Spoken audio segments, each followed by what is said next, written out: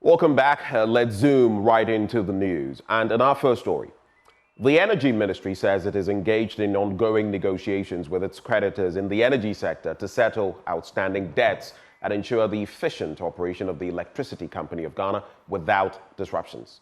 Currently, the debt is more than $1 billion after an initial $400 million was paid to 5 independent power producers. There's more in this report. Minister of State at the Energy Ministry, Herbert Krapper, has assured that efforts are underway to settle the current outstanding debts of the Electricity Company of Ghana. Although a portion of the debts have been categorized as legacy debts, the ministry is taking concrete steps to address the current financial obligations. Mr. Krapper made these remarks during a working visit to the Accra West ECG office at Amewu, where he engaged with officials and staff to discuss the company's financial challenges and strategies for improvement. He continues to service, together with the Ministry of Finance, these debts. The renegotiated terms have gone to Cabinet. They will go to Parliament, and then once it is ratified, they can become effective. But as things stand now, the legacy debt is being tackled by the Ministry of Finance, and ECG is tackling the current debt, out of which 60% is current and then 40% is deferred. We have also done a tariff levelization. We've levelized the tariff so that those who have front-loaded their tariffs will spread it evenly across, so that the debt overhang can be reduced. The renegotiated terms help us to reduce the pressure on ECG, reduce ECG's monthly commitments that they have to make to the IPPs, and they are being currently on assurance that we are going to have constant power supply. I mean, constant power supply is the overriding consideration. I'm sure you have heard me say over and again that constant power supply is my #1 priority as minister, and I will ensure that. A major challenge with power supply to customers is faulty meters. Mr. Krapper revealed ECG has a backlog of over 1 million meters and urged them to expedite the distribution process to address the challenges for the customers. As I told them, pay attention to the meter rollout exercise. I'll pay attention to how long it takes, how soon they are able to tackle customer complaints, and whether they are keeping to my charge of making sure that customer complaints are dealt with within hours. And I'll keep an eye also on my charge that recalcitrant officers who are creating problems should be dealt with. Heads must roll when we find that persistently some people are just making it difficult for us to provide quality and affordable and efficient service to our customers. But the ECG is worried about the growing trend of customers using dubious means to bypass their system to steal power. Dr. Benis Yabua Jamina is head of customer services at ECG. Customers, like we are saying, we've done these things, but we realize that most of them are now trying to bypass facilities. And if we are here, we want to use this platform to educate every customer that we will not sleep. And when we get you, the law will take its course. Complaints. So we want to tell the public, the Ghanaian public, that ECD, we have meetings.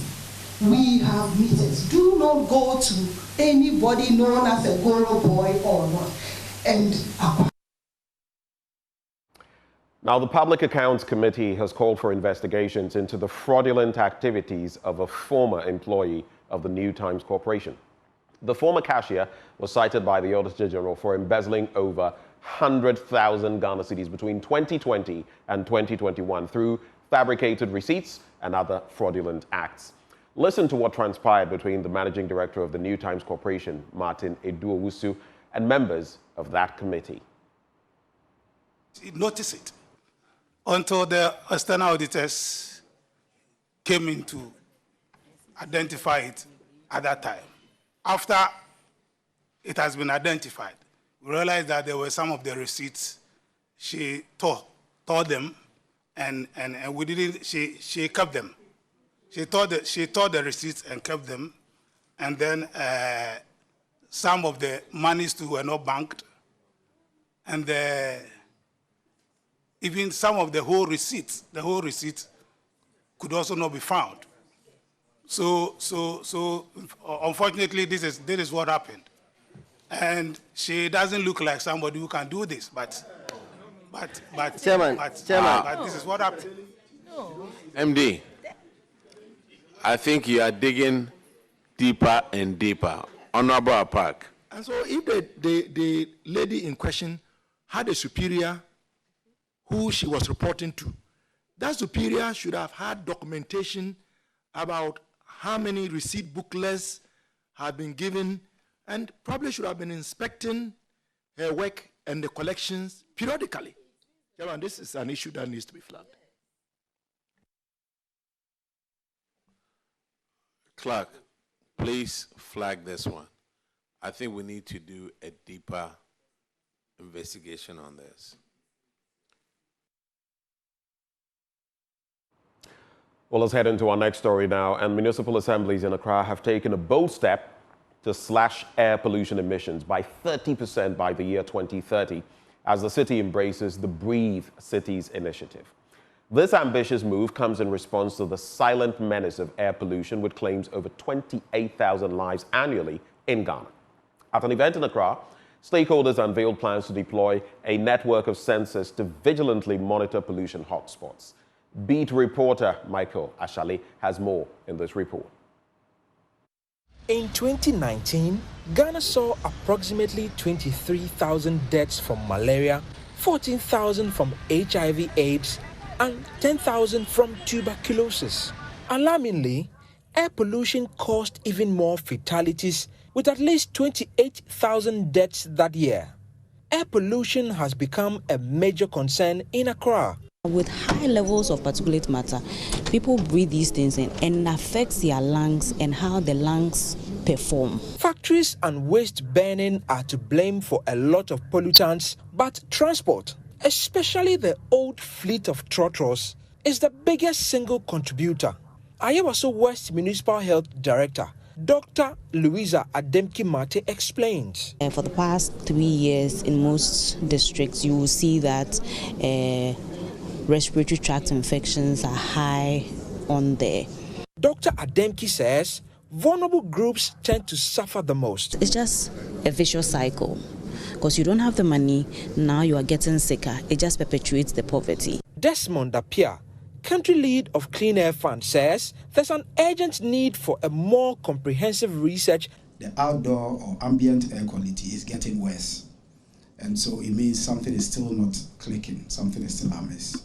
There's not a lot of localized research, and that's what we are trying to change in our system. The city of Accra has now joined the Breathe Cities initiative. It is a first of its kind initiative from Clean Air Fund, C40 Cities, and Bloomberg Philanthropies. And we hope by the end of the process of the Breathe Accra, we would have been able to reduce the pollution levels by a good 30% or so, because at the rate that it is going, it is not healthy for any of us. A network of 60 low-cost sensors and reference grid monitors have been installed across the city to provide real-time air pollution levels. Adentan is home to some of these sensors. The early data is already making a difference. Quickly, we deployed people. They realized that there were issues. One had to do with some burning that was taking place. So quickly, action was taken. Jacob Johnson Atakpa, project coordinator of the Green Africa Youth Organization, GAYO, says they are also making progress with support from Clean Air Fund, as well as recycling all the recyclables there are in the system to ensure resource efficiency and sustainable production and consumption. According to the WHO, meeting the air quality guidelines of 10 micrograms per meter cube for PM 2.5 could prevent more than 1,000 deaths annually in Greater Accra. For Joy News, Michael Ashale.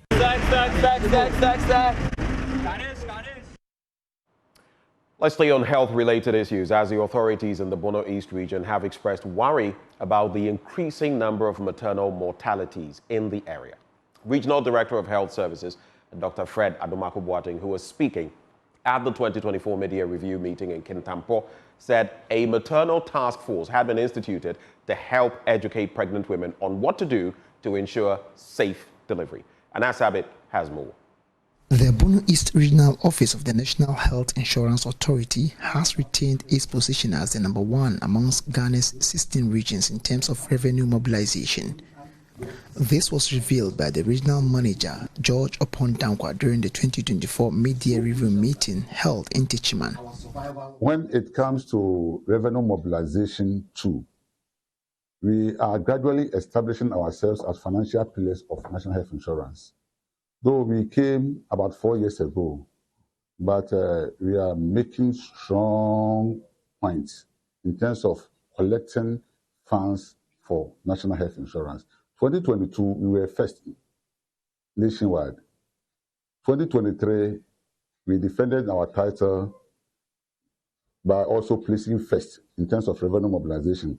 2024, from January to June, when the rankings came from National Head Office, we are also first, Bono East Region. We were able to do 64% of the media target given to us. With the region yet to achieve its target for membership renewal, Mr. George Opondankwa disclosed that the illegal extortion of monies by some service providers is largely demotivating to some members of the scheme. Co-payments. That is demotivating to some of our, or a lot of our members to renew, because they think that at the end of the day, if I renew as a member of National Health Insurance, I'm supposed to get everything free when I attend hospital. But when I go and they still collect something from me, it'd be like a disincentive to them to renew at the end of the day. He noted, however, that the scheme is introducing new measures capable of checking this, and this includes the introduction of the pulpit, where aggrieved clients could lodge their complaints at the various health facilities. To check the illegal payments or co-payment, authority have established a task force, national task force, where we go to the facilities to support our members there. And we have also established this pulpit system where we will station some of our staff there at the facilities, so that if any of our members have any problem, they can just go there for redress. Speaking on behalf of the Deputy Chief Executive in charge of operations at the National Head Office, Bono Regional Manager of the NHIA, Joseph Mensah, admonished the general public to take advantage of the authority's new initiative of free health check aimed at helping in the prevention of diseases. The Chief Executive Officer of the NHIA has launched a free annual health checkup. This is a novel initiative where health examinations and testing has been included within the benefits package for the populace, with a strong emphasis on moving towards promotive and preventive health care. The deliberate shift from a curative strategy is expected to lower medical costs while strengthening the NHIS long-term viability. The Bono East region, with a target of 980,643, has achieved a membership of 722,372 as at mid-year 2024. Anas Sabit, Joy News, Techiman.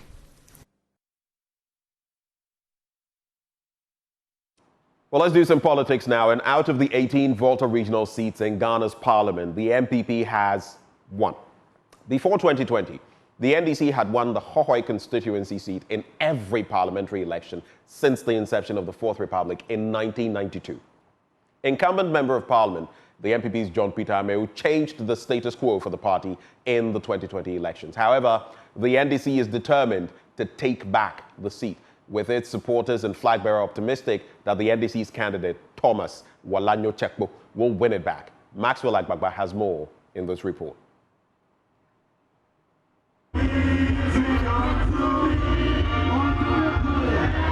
Before 2020, the NDC had won the Hohoe constituency seat in every parliamentary election since the inception of the Fourth Republic in 1992.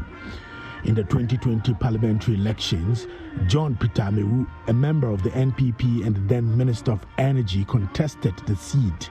He polled 26,952 votes, which was 55.18% of the total votes cast.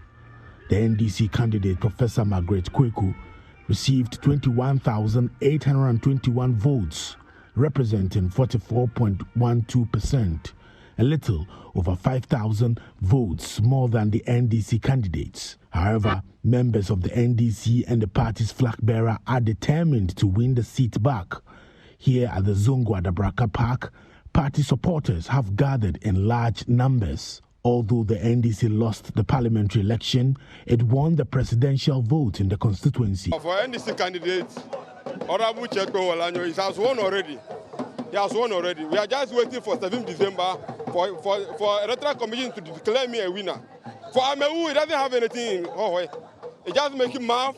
He has done a lot for this constituency. We don't see what he does. We, the NDC, especially the Hohoe Zongo community, is bragging over there. I do a lot for Zongo community. We, as a Zongo people, we don't see anything that he does for Zongo community. Yeah, my name is Hussein Arimiao. To add a little what my brother has just said, I think if you join car from where you are coming, when you reach Zongo, reach the nature of the road from Zongo to this place, I've seen you've seen it. So if a true son of this town, why will you allow your town to do like that if only you care for this town? That is why we want change, and it must happen. That is why we want F.O. Olano Chekwe to come and rescue this Hohoe township. NDC flag bearer John Mahama says the party is determined to take the seat back. And so, we must choose the truth always. I won in this constituency, presidential, but we lost parliamentary. And we all know why we lost the parliamentary. We all know why we lost the parliamentary. And I'm asking people to search their consciences, because it's not the sustainable way.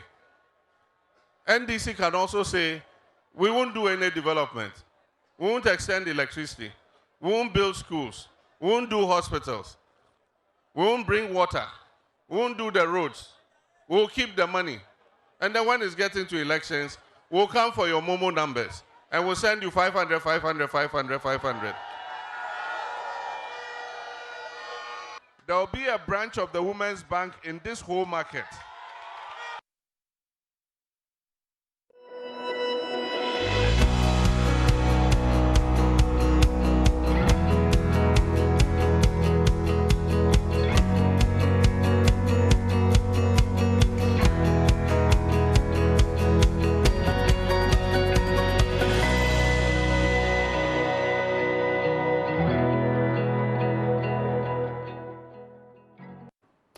Time now for our business update, and the Mine Workers Union has served notice it will not relent to hit the streets if the government fails to revoke the mining lease of Future Global Resources Limited, operators of the Bogoso Prestia mines, after the August 17 timeline given to the mining firm.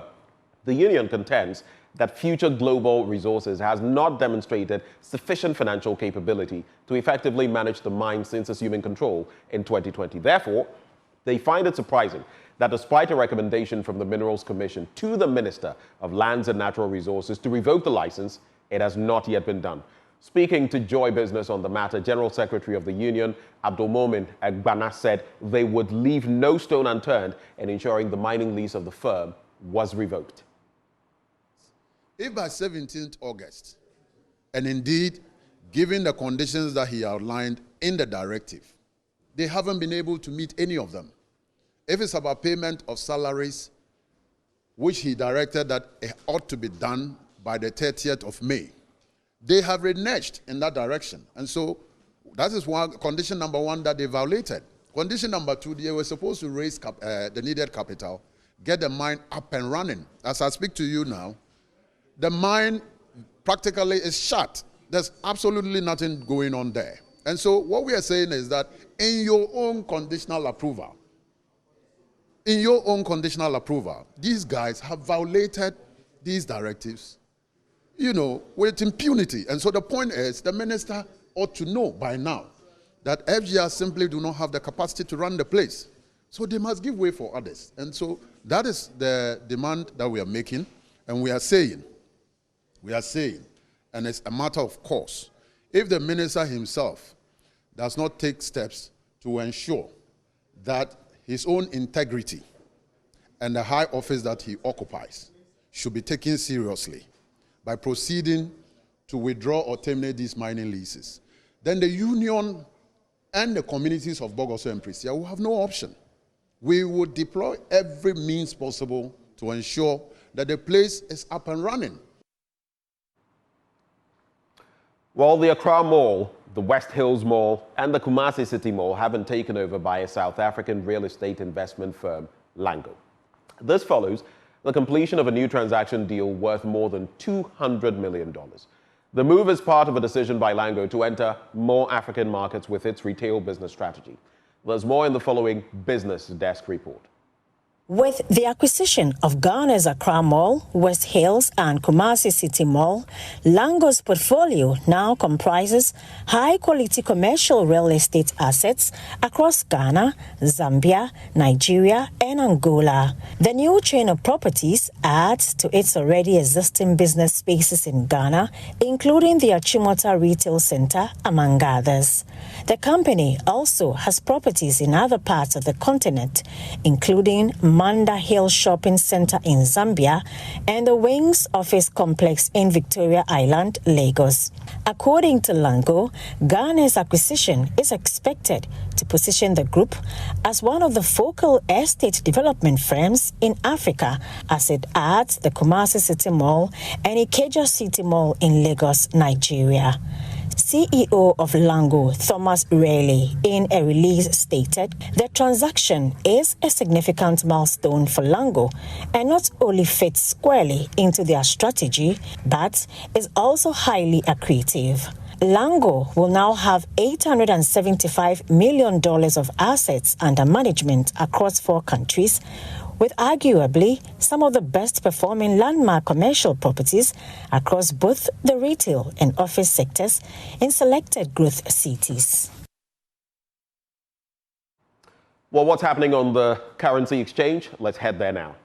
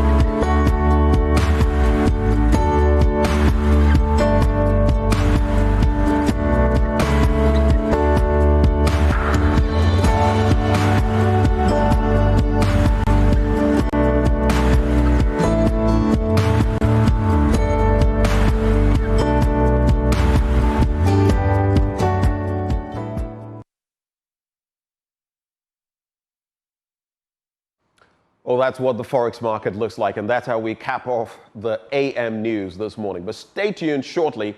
Joining me for the news review, Kofi Kapito. He's Chief Executive Consumer Protection Agency and former President of the Ghana Journalists Association. Afil Moni. Stick and tay. We'll be right back.